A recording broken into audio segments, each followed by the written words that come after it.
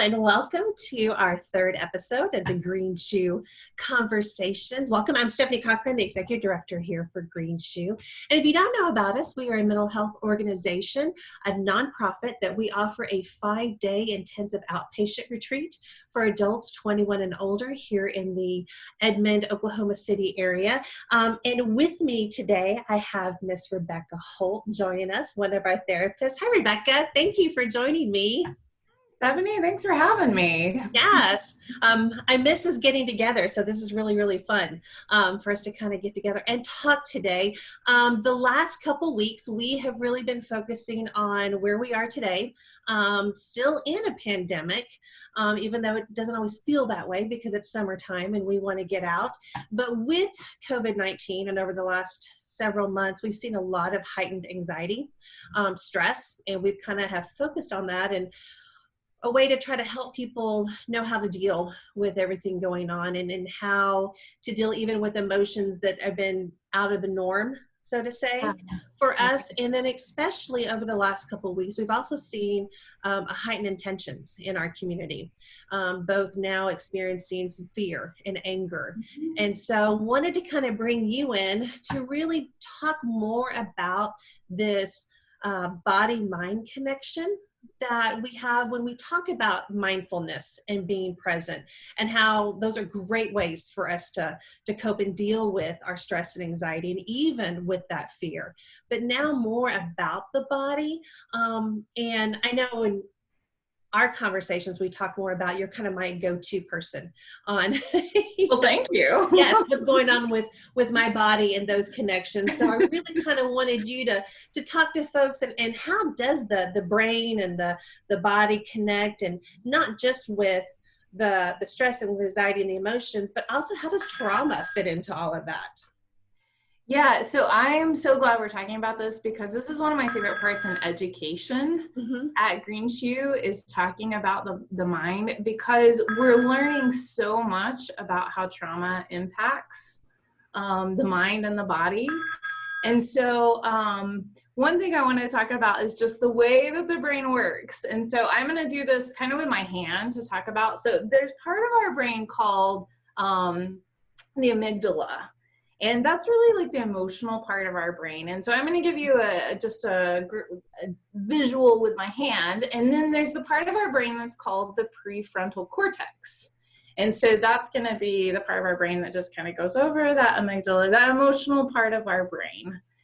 And so what happens whenever, just in general, without trauma, our brain is going to perceive what's going on, and it's going to respond either with our rational brain or our emotional brain. And so let me give you an example of this. Okay. If we were in the office and a tiger were to walk in, we're going to go into survival mode. I'm not going to sit and rationalize, I wonder what I should do about this tiger. No, I'm going to emotional brain of survival. I don't know about you, Stephany, but I'm going to try to get out of here. And I hope you survive too, because your brain has the capability to do it. So that's just how the brain works in general. It's just kind of, we've got that rational brain, we've got that emotional brain. Now what happens with trauma, same kind of thing. We call this flipping our lid. What happens with trauma is our tigers becomes things related to experiences we've had early on in life. So for example, if I grew up in a home where there was lots of yelling, domestic violence, one of my tigers might be someone who raises their voice or someone who's angry with me. I might flip my lid in that situation. Here recently, I was out working in the yard, and I hate snakes. If you know me, if you've been around me, don't want them. Yeah, okay. So I was out working in the yard, and I come across a snake in the garden, and of course I flip my lid. I'm in survival mode. The snake's like this big, of course. But my brain's firing and is like, oh, survival, get out of here. So then my brain's in that heightened state, and we're going to talk about window tolerance in relation to this here in just a second, but my brain's in that heightened state. I just saw a snake. I go in about 4 hours later, I'm sweeping. I see something on the floor, maybe a cord that looks like a snake again. There's a snake right in front of me. And so our brain, it's really neat how it works for survival, but that trauma gets stuck in there. Okay. Yeah, I'm the same way with spiders. Okay. So, and it's funny to say this happened just the other night. So sitting outside, we've really loved our patio, especially over the last couple of months. Being able to get outside has been great. So we're just sitting there and talking with my husband, and the next thing I know, it's like little Miss Muffet sitting on her tuffet.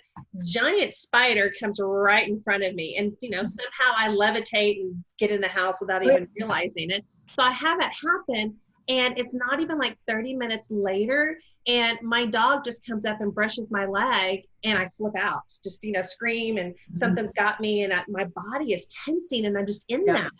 So and then realize, oh, okay, funny, haha, it's from the spider. Yeah, that limbic system went into survival mode. When we're in that place, the flip lid state, we can't think straight. We can't see reality clearly. It's hard for us to process what's going on. So a lot of times I've heard people say, when I'm in maybe conflict, I feel like I don't even have the words to say what I want. I just shut down, or I just start screaming. And it's because our rational brain, that limbic system is taken over. Our rational brain is not what's doing the thinking and the talking for us in that moment. Right. So how do I then put the lid back on? That's a great question. And so I know that, so I want to go back. I know last week we talked about Teresa and Stephen, you had talked about that window of tolerance. So one thing is noticing what your tiger is. Gotcha. And so knowing what takes you out of that window of tolerance is one thing. I mean, I know if I see a snake, I love that you said levitate, because that's exactly what I do. Right. I know that when I see a snake, I'm going out of my window of tolerance, but it's not always that clear cut. And so knowing the signs of being out of that window of tolerance is a good start. So I know that there's a graphic of that window of tolerance. Yes, you gave me that. So here, let me pop that up. Yeah, thank you. Okay, yes. Awesome. So you can see in the middle, window of tolerance, optimal state. This is when we're just going through life, normal. I don't know about that word, but when things are normal in our body. So we experience something that activates us, and we might go to that place of hyperarousal. So for some people, hyperarousal is anger, irritability. It may be just panic. There's things in our body that starts happening. And then the other place, and so knowing what that looks like for you, I can't think straight. The other place is that hypoarousal. So shutting down, I don't feel anything. I can't get out of bed. I'm not even listening to what's going on around me. So identifying when you go to those places really is the first step in helping getting that lid back down. And I love this graphic because it gives me a good example of what that can look like. We were doing some training, back in March and in April with Dr. Frank Anderson. And one thing he talked about was how easy it is to recognize when somebody else is hyper aroused, because we see that. But it's not so easy to see when someone's hypo aroused. That's that disconnecting. Can you talk a little bit more for someone to even recognize it in themselves when they disconnected or they're hypo? Yeah. So hypo, you're exactly right with that, because we often think of hyper arousal. We don't think of hypo, but hypo, sometimes it's someone is, they've gone through something you think is going to be activating. You say, how are you? And they're like, oh, I'm fine. I mean, and you're kind of like, wait a second. And it's almost as if you see this disconnect from the brain to the body, where they're not in touch with what's going on, almost like a state of shock where people don't really realize what's happened. So they've disassociated. So that may be some of it, is like their reaction doesn't equal maybe what's going on. The other thing that we see is people maybe not listening. Sometimes whenever things are really emotional, we might see, or we might do it for ourselves, but I might start paying attention to what's going on over here and totally tuning out this conversation because it's got me out of my window of tolerance. I might, during the pandemic, a lot of people have been in that state of hypoarousal. I might play video games instead of tuning into reality. I might binge Netflix, as I have, but I might do that to a point that I am totally checked out from what's going on with my body, with my thoughts. And so that is a little bit harder, but just how you're connecting with your body really helps us know if we're in it, if we're engaged, or we're not, and we're hypo-aroused. It's interesting that for both, whether it's hyper or hypo, it talks about using mindfulness and breath work and grounding for both, which is really interesting. So let's connect now. So we've talked about the brain and that window of tolerance. So like you said, that's when you disconnect sometimes the brain from the body. So let's talk about the body.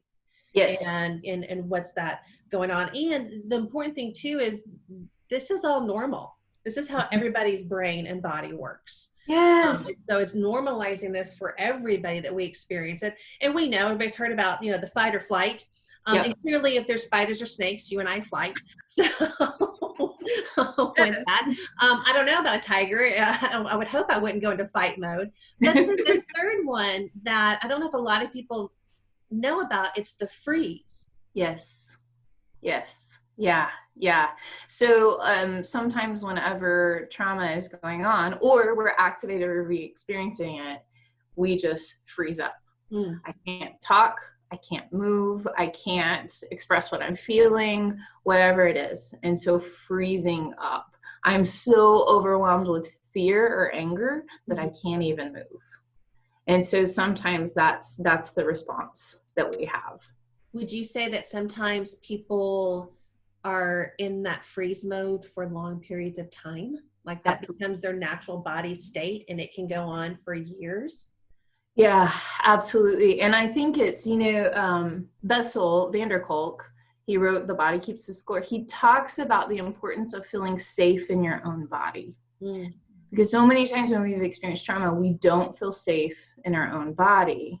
So if someone is in that out of their window of tolerance for days, months, years, if someone's outside of that and they don't feel safe in their own body, I might, as a therapist, say, what are you feeling? They're going to say, I don't know. What do you need? I don't know. And they truly don't. No, because they're not safe in their own body. Yeah. Not safe in their own body. And so that connection is important with that too, because we've got to connect with our body in order to feel safe outside of our body. Yeah. So how do we connect to that? How do we connect our emotions, our experiences to what's going on in our body? Yeah. So, and I love that, you talked about, we had kind of listed about noticing what's going on in your body. So I want to be clear too, with trauma, there's no we're going to ask you how you feel and you're going to feel better. Recovery is a daily thing. But one thing that's so important is getting to feel safe in your body. So when you feel that heightened level, is asking yourself, what's going on right now? What's going on in my body? Where do I feel it in my body? Then connecting to the emotion. I feel fear right now. I feel anger right now. Acknowledging those things is really going to help you to connect that mind, body, emotion. And so that's a really important part, is reconnecting, because so many times we're right here, disconnected. Yeah. And I know for me, I always joke about in the dark ages when I was in grad school, we really looked at just, treating symptoms. It's true. Yeah. In the counseling world. And now my experience just with you guys and with Green Shoe is for me to even stop and ask, okay, where am I feeling that? So I'm having a lot of anxiety right now. And for me, I'm feeling it in my chest. And so, or I might feel it in my stomach. I felt it in my lower back before it and attached it to, some internal pain and things going on. And being able to use some of those grounding exercises that we do to really kind of help stay connected and stay grounded. Yeah. One thing I want to comment, go back to the window of tolerance. When we're learning to make a connection between mind and body, we're learning that we can experience in that window of tolerance, we can experience pain and it's not forever. Because when we're in survival mode, that's all we can think about and it feels like it's forever. So being able to say, I feel pain right now. I feel it in this place in my body, but I can tolerate it. that helps expand our window of tolerance just a little bit, just a little bit. This isn't forever.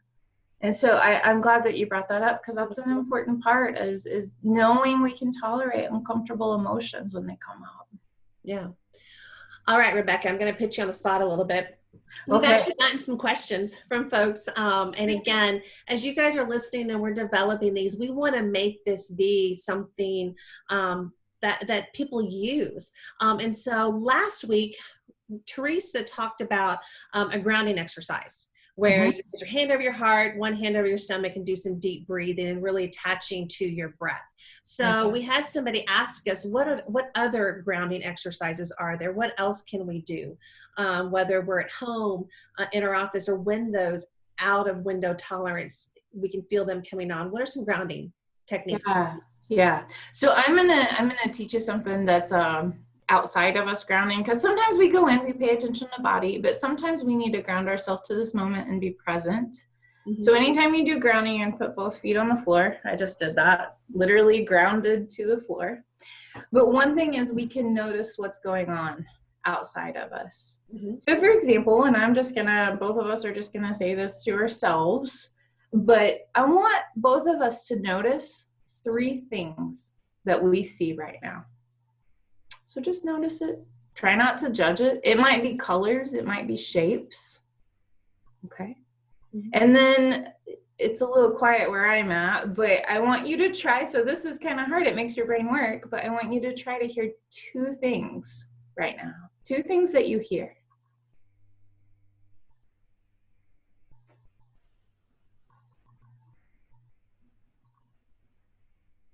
Okay. And then the last one is, I want you to pay attention to one thing that you can feel, touch. So just notice it. Yeah. So that's a very abridged version of a grounding technique, but truly, I mean, noticing what colors do I see right now? You know, what textures do I feel right now? A lot of times I'll use that, like if I'm having trouble sleeping. I have a cat who's likes to lay on me and is very obese. So it's real easy, because it's like, oh, I feel the weight of this cat, you know, he's soft. But focusing on what you notice, and it gets you out of your head a little bit, and that really helps you engage that part of your brain that needs to come back down. Yeah, those are great. Rebecca, thanks so much. This was fun. And again, really looking at that being present. And I know that's one of the biggest things we keep hearing right now, is to be present in our time. And what we're doing is we're developing our new normal. So we're going to continue these conversations. Next week, I'm really excited. We are going to be having Miss Kinsey Lyons from Stonegate Addiction and Recovery Center join us, because one of the things that a lot of people are struggling with is addiction. Not just alcohol and drug use during this COVID-19, but what are we seeing and hearing, and things that we can do as well to either help ourselves and loved ones. So Rebecca, thanks so much. I can't wait for us to be back. We will be back doing groups July the 6th. So if you need us, contact us here at the office. You can also go to our website at greenshoe.org and check us out, and we will see you guys next week.